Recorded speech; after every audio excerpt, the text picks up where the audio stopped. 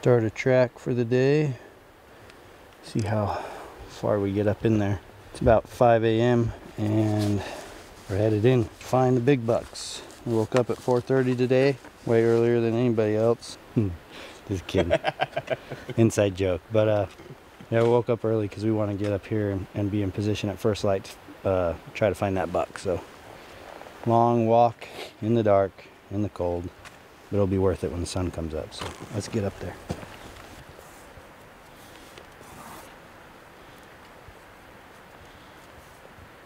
So a beast. He is up there, man. Holy smokes. That's why he's there. We're right on the right backbone now. Alright guys, we got to right where we want to be. Big old long trail, look at this. So the end of the blue trail is where we're at. That buck mark is where he started last night, but he actually fed to the left, right on that ridge line. You can see this video right here. That ridge line, and just above him, that's the ridge line we're on. So we've just kind of held back. We're waiting for first light. But on the track, we're 2.17 miles, and it took us 2 hours. And it was whoosh. It's kind of a toss-up. Did he stay there or did he cross? Either way, we're going to hunt hard today. We've got a lot of good country and potential to see maybe even a bigger buck.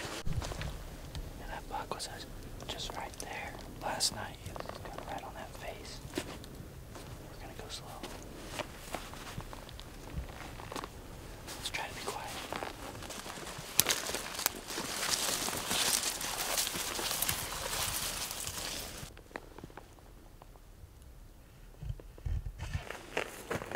That buck last night was standing right there in those white rocks. I'm guessing he went left.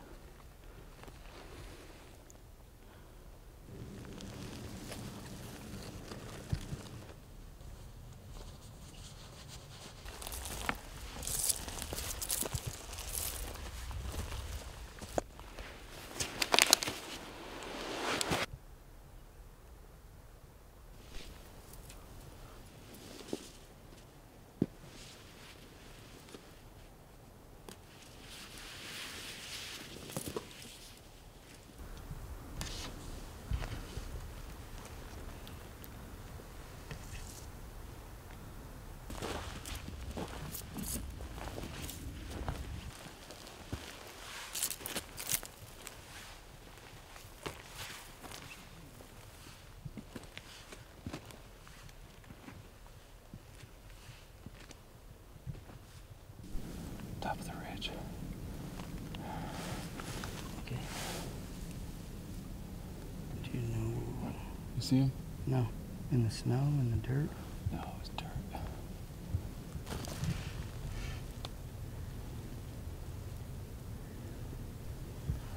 Guys, Ken just made a heck of a spot, and the big buck that we saw last night is up there.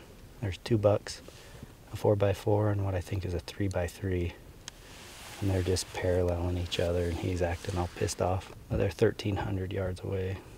I think they're gonna stay on our side, but man, they could top out pretty easy.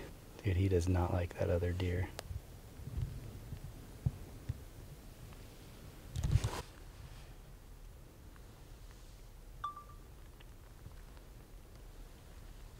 All right, guys, we watched that buck for quite some time, and he finally fed over the top of the ridge where we basically did not want him to go. So take a look at this. That high point over there, he fed over the top of that. There was a herd of about 15 elk right below him. We're starting to wonder if 2 things. A, he's just headed that way anyways. B, maybe he didn't like being so close to those elk. But this is post number 1. Well, post number 2 kind of, but I'm just gonna glass some of this big country.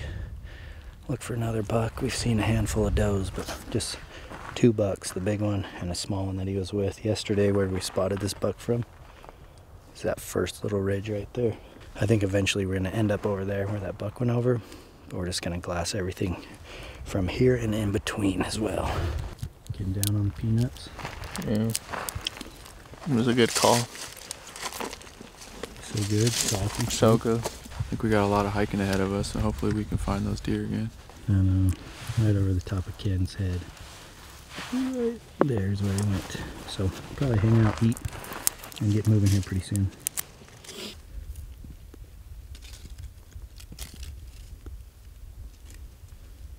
We got good news. Another big buck, 2 miles away again. But this one looks relaxed. Yeah, I don't think he's gonna go far. Compared to the other one. Nice buck, so good front, boxy. You spot him with your scope or what? Yeah, I just kind of was looking at that face and I got start in the middle, and pretty much as soon as I pulled the scope up, there he was. Right there. Got the elk bugling over here. Yeah, we got elk bugling. That herd of elk still over here, and they just ripped a bugle. But now we're looking at bucks on the top of that peak. Really nice 4x4 with big fronts, so nice spot, Martin. Good job, Martin. Thank you.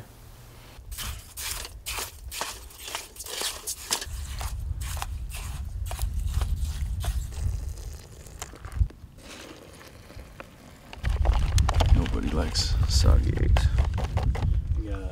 Ken's got a breakfast scramble, and we got rice and chicken. So this is my backpacking stove. It's just a little tiny piece of aluminum that has a sponge in here, and it runs on denatured alcohol. I have a water bottle here that I have my denatured alcohol in, and just give it a little bit of a squirt. They call this a caldera cone. It's just basically a wind blocker. It's all titanium stuff, super lightweight, but this actually fits pretty good right around the rim of the pot. And there you go. A little bit we'll have water, and I think Eric's got our hot cocoa. So Ken is all about the trail life. Which one did you do? Appalachian Trail. How long? It's 2,189 miles in 2016. And this year I'm doing the Pacific Crest Trail from Mexico to Canada through California, Oregon, Washington. Well guys, 3:05 p.m. October 25th, and now we're getting ready to move from our second post and go look for a buck tonight. So here's the situation. The best buck Martin spotted up that way. The other good buck Ken spotted, and he's that way. So the dilemma is the truck is that way. This is definitely a more huntable route, is to go that way, even though we would love to get a look at that guy. It's just hard to say if he's going to pop out or not because they're on the move so much right now. So. We probably wouldn't get back till midnight if we went over there too. And be lost. Like, I don't know which route we'd take back. But it's been tough, I'll tell you what. We've seen some shooters, but man, they're always a mile away. Every time you move, whether it's 10 or 20 yards is all it takes. You get new angles on some of the side hills. So let's try to mow it down. It's cool. We're gonna see some canyons we never seen too. Ken has an elk tag for this unit in a week. He spotted a big 6x7. That's definitely shooter. Yeah, I'm gonna shoot that bull if I find it. Yeah, they got some video through the scope. Really cool. Got that extra after his fifth and beam. I'd shoot that bull.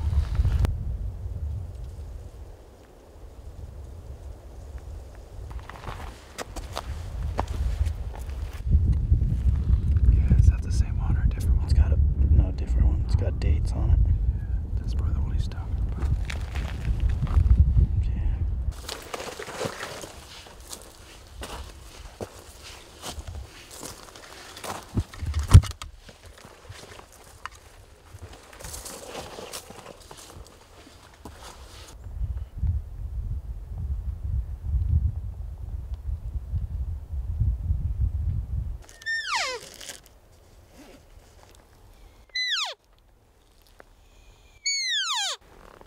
More coming up.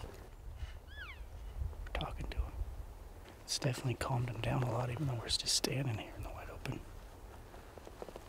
Here they come.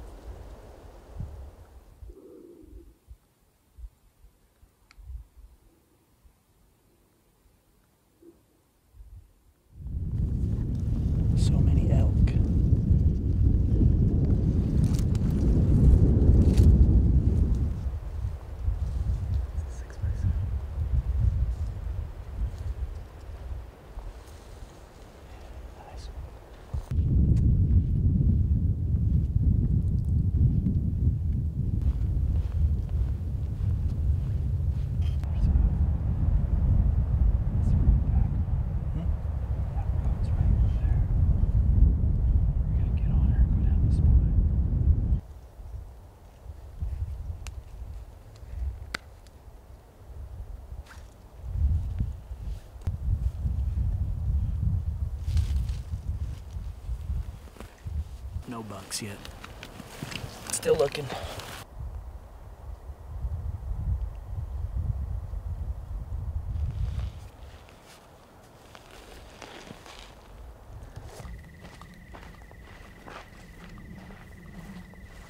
Well guys, it's basically last light and we're still scanning everything we can. We just barely jumped 4 deer, no bucks.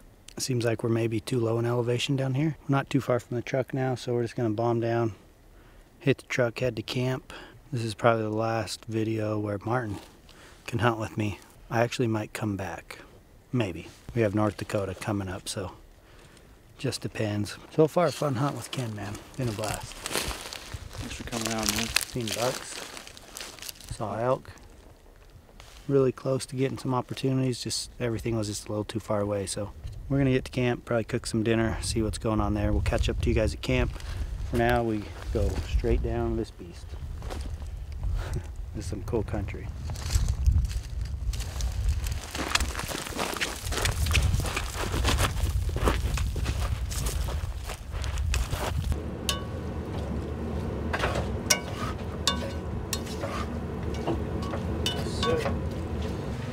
Well guys, we made it back to the trailer and Ken whipped up some dinner. This is like a fajita, like a chicken fajita mix. We got chips and salsa, so we're going southwest tonight. Again, awesome day today. Tons of elk, couple shooter bucks. Never could get it done, but we're gonna sit and eat. But before we end the video, I want you guys to stay on and wait till the end. Ken's got a really cool blanket that he had made for him. It's all out of his Army BDUs. Is it your BDUs or just? Yeah, it's my BDUs from the ones I wore while I was in service, yeah. I didn't have nothing to do with them when I got back, so one of my good friends, his mom made the suggestion. I'm like, that's an awesome idea, and so I just handed them to her and she did everything and it turned out amazing. It means a lot to me and I think it's just really cool.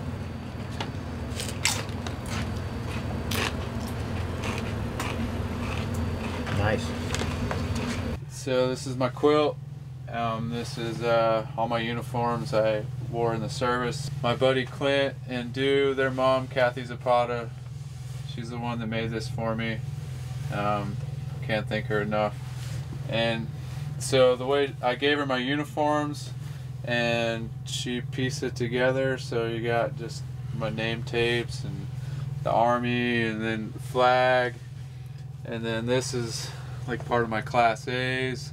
I was in the 2nd Infantry Division, and you know, some of these have my rank. That's my rank right there. I was a specialist, nothing, no big deal. I was in for 3.5 years, but what was cool about it is it's super warm. I actually have those Army wool blankets. She put one in between inside the fleece and the she might have actually put 2 of them. I can't remember because like you said, it's real heavy. So where were you deployed? Yeah, I was in Iraq for 1 year. Well shoot, man, this is pretty cool. Like I remember when Ken showed it to me for the first time, I was like, that is like one of the coolest things I've ever seen. So yeah, pretty special. Thought we'd share it with you guys. So yeah, Ken, I want to say thanks for your service, man. Oh, you're welcome. Ken shared his camp with me multiple times. We've had elk hunts together, deer hunts now. I think this is the 2nd year we've done both. I know we can never say it enough. Thank you to everybody's service out there who've served our country. I feel like we live in the greatest country. We have freedom to do this kind of stuff. Go hunt. Anybody who has served, leave a comment. Let us know where and when.